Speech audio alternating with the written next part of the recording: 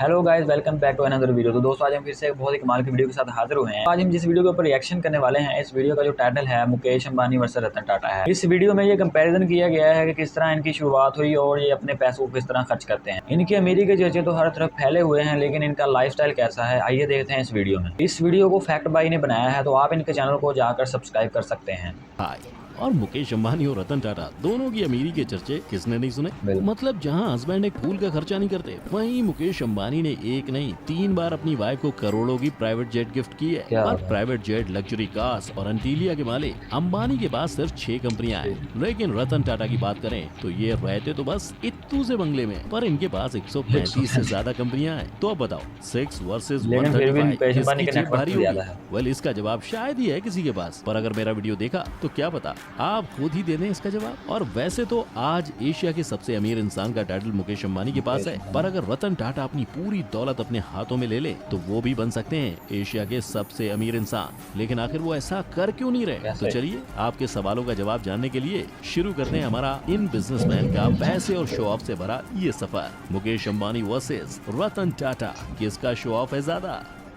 Number 1, ऐसी थी दोनों की कंपनीज की शुरुआत। चलिए सफर की शुरुआत करते हैं 21,000 रुपीज से शुरू हुई एक टेक्सटाइल कंपनी से, जिसका नेट वर्थ आज 5 लाख करोड़ हो गया है। लेकिन 21,000 से 5 लाख करोड़ तक का ये सफर आसान नहीं था, क्योंकि 1839 में जमशेद जी का स्ट्रगल 14 साल की उम्र में ही मुंबई से शुरू हुआ था, जहां से ग्रेजुएशन खत्म करते ही उन पर परिवार की जिम्मेदारियां आ गयी, जिन्हें पूरा करने के लिए उन्होंने 21,000 रूपए जोड़कर शुरू किया टेक्सटाइल की ट्रेडिंग का काम। फिर जैसे ही धंधे में पांव जम गए, वैसे ही जमशेद जी ने नागपुर में अपनी पहली टेक्सटाइल मिल शुरू की, जहां उन पर लक्ष्मी जी की कृपा ऐसी बरसी कि उन्हें धंधे में काफी प्रॉफिट हो गया। बस इसी प्रॉफिट को देख उनका मन 3 ऐसे बड़े प्रोजेक्ट को शुरू करने का हुआ, जिसका फायदा सिर्फ उनको ही नहीं बल्कि उनके देश के सभी लोगों को मिल सके। हालांकि इस सपने को पूरा होता देख नहीं पाए थे, लेकिन अपने पिता के ही नक्शे कदम पर चलते हुए जमशेद जी के बेटे दोराबजी टाटा ने पिता के आयरन एंड स्टील कंपनी और हाइड्रो इलेक्ट्रिक पावर को स्टैब्लिश कर उनका सपना पूरा किया, और साथ ही इंडिया में शुरू किया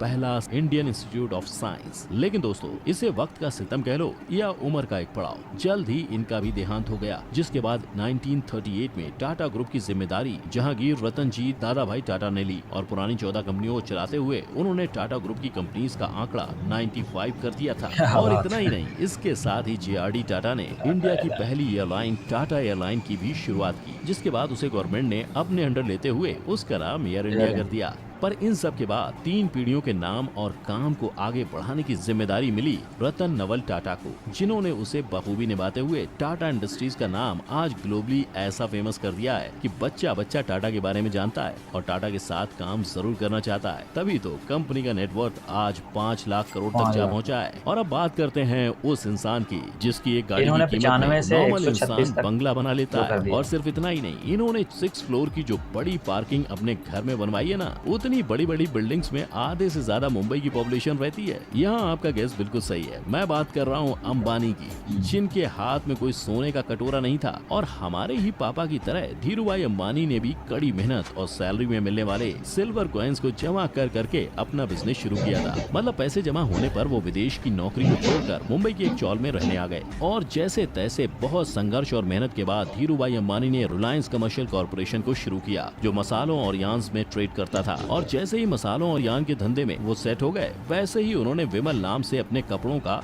बिजनेस भी शुरू कर दिया। पर विमल लोगों को लुभाने में फेल हुआ, इसलिए उसको कस्टमर्स का अच्छा रिस्पांस नहीं मिला, जिसके बाद उसके स्टॉक में लोगों से इन्वेस्ट करवाने और उसके स्टॉक को बेचने का काम भी खुद धीरूभाई अंबानी को करना पड़ा। लेकिन अपने आप में ये काफी बड़ी बात है कि जिस टाइम लोग इन्वेस्ट जानते नहीं थे, उस टाइम धीरूभाई अंबानी ने विमल के IPO में लोगों से इन्वेस्ट करवाया था, और ऐसी इन्वेस्टमेंट करवाई थी जिसका फायदा कंपनी और इन्वेस्टर्स दोनों को भरपूर हुआ। और कुछ ही सालों में 70 करोड़ के रेवेन्यू वाले रिलायंस का रेवेन्यू 2002 में 75,000 करोड़ हो गया था। इस रेवेन्यू और बिजनेस में मिल रहे सक्सेस के चलते रिलायंस इंडस्ट्रीज का नाम फॉर्च्यून 500 में शामिल हुआ था। लेकिन शायद धीरूभाई के हिस्से में ही इतनी ही सक्सेस थी, इसीलिए तो उसी साल खराब तबीयत की वजह से उनकी डेथ हो गई, और उनकी मौत के बाद उनके पूरे बिजनेस को उनके दोनों बेटे मुकेश और अनिल अंबानी के बीच डिवाइड कर दिया गया। पर दोनों भाइयों के बिजनेस का तरीका काफी अलग था, इसीलिए जहां एक भाई कोर्ट में खुद गवाही दे रहा है कि उसकी नेटवर्थ 0 हो गई है, वहीं मुकेश अंबानी का नेटवर्थ $7,930 करोड़ हो गया है। नंबर 2, किसका पैसा है ज्यादा, जिससे होता है उसका फायदा।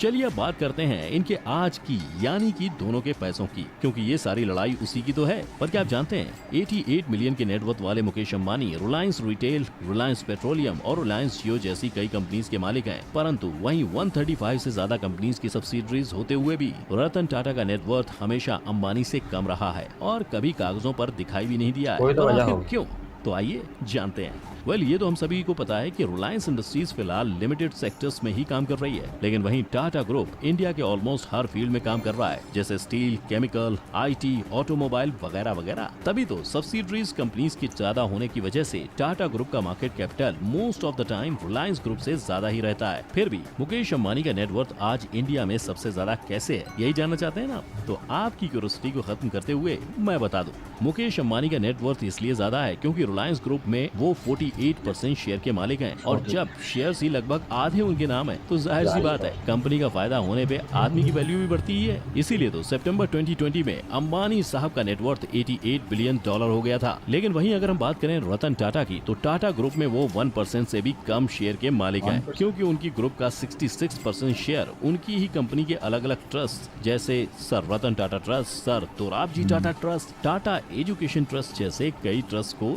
डोनेट किया जाता है, जो इंडिया के एजुकेशन, हेल्थ, लाइवलीहुड जनरेशन और आर्ट एंड कल्चर जैसे अलग अलग सेक्टर्स में काम कर रहे हैं। मतलब बंदे को पूरी 134 प्लस कंपनीज मिली थी अपने नाम करने के लिए, लेकिन फैमिली वैल्यू को आगे बढ़ाते हुए वो कंपनी का 2/3 से भी ज्यादा हिस्सा देशवासियों के लिए दान कर रहे हैं। इसका मतलब समझ रहे हैं आप? इसका मतलब अगर सिर्फ और सिर्फ चैरिटी वाले शेयर भी रतन टाटा ने अपने नाम कर लिए होते ना, तो शायद आज वो न सिर्फ इंडिया के बल्कि पूरे एशिया के सबसे अमीर आदमी होते। लेकिन दोस्तों, कहीं इसका ये मतलब तो नहीं कि मुकेश अंबानी सिर्फ पेपर्स पर अमीर है, जबकि जेन्युइन पैसा रतन टाटा के पास है? ये तो सोचने वाली बात है।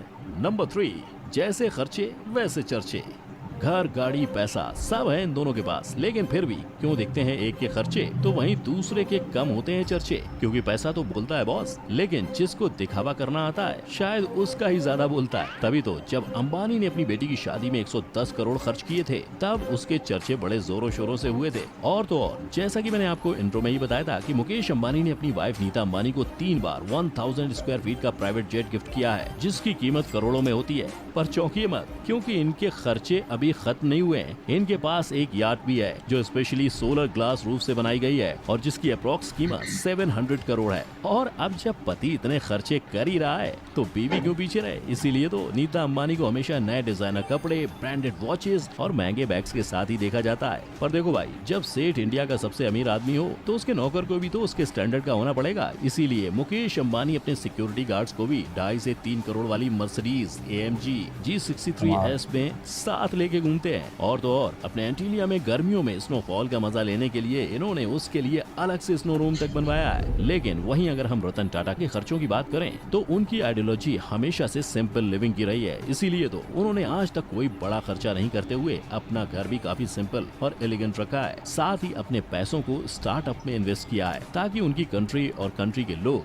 दोनों आगे बढ़ सके। फिर इसके अलावा उनका टाटा हेल्थ केयर खुद को एक्सपेंड करते हुए अब इंडिया के 25 स्टेट्स और यूनियन टेरिटरीज में फैल गया है। और अब तो टाटा ग्रुप अपनी कंपनीज की तरह सोशल वर्क के हर फील्ड में अपने पैर पसारने लगी है। फिर चाहे वो वाटर सैनिटेशन हो या स्पोर्ट्स या फिर डिजास्टर मैनेजमेंट, माइग्रेशन या सोशल जस्टिस ही क्यों ना हो, पर जिस तरह से टाटा ग्रुप लोगों के लिए बिना किसी पब्लिसिटी के काम कर रहा है, उससे तो ये साफ दिख रहा है कि इनकी वैल्यू और इथिक्स इनके लिए कितने इम्पोर्टेंट है। क्योंकि एक बिजनेसमैन जहां अगर एक गुलाब भी खरीद लेता है तो उसकी हवा उड़ने लगती है, मतलब उसकी न्यूज बन जाती है। वहीं दूसरा बिजनेसमैन ऐसा है जिसके पास किसी चीज की कमी नहीं है, लेकिन फिर भी वो सोशल वर्क में इतने आगे पहुंच गए हैं जिसका शायद किसी को पता ही नहीं है। और इसकी वजह है उनका खुद ये सब काम छुप छुप के करना। पर अब आप ही बताइए, इन दोनों बिजनेसमैन ने एक जैसी मेहनत कर अपने आप को, अपनी कंपनी को इतने आगे पहुँचाया, लेकिन फिर भी एक इंसान दुनिया की नजरों से खुद को बचाते हुए सारे काम कर रहा है, तो वहीं दूसरे का छोटे से छोटा खर्चा भी